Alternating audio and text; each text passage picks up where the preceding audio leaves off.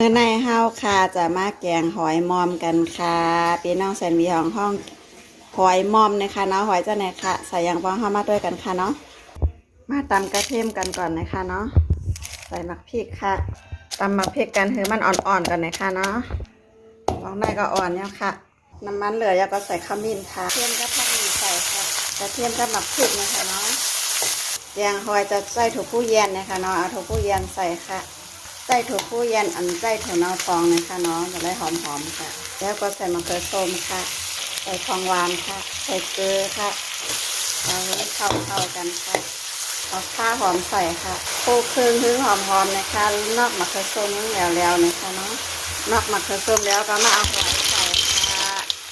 เกาให้มันเข้ากันนะคะเนาะหอยก่อนต้องมาแต่งกูนมันกล้วยค่ะชื่อก็ใส่เป็นก่อยกูนมันปั่นนะคะเนาะมาลงมาล่างแหวก็เฮ็ดกินก็แล้วค่ะเดี๋ยวก็เอาน้ำใส่ค่ะน้ำเดือดย่าเนี่ยก็ต้มกำอ่อนหนึ่งก็ไล่ย่านะคะเนาะซุปเดียวก็เอาไว้มาปุดกับผักกี้มึงกรอกใส่ค่ะแล้วก็คนไปคนหรือก็ไล่ย่าค่ะซุปเราตักไฟหวานค่ะนี่ค่ะเนาะหน้าตาก็เป็นเจ้าไหนค่ะแกงหอยมอมเนี่ยค่ะเนาะมีไผ่แกงเหมือนเจ้าไหนพองค่ะคอมเมนต์มาบอกกันเลยค่ะ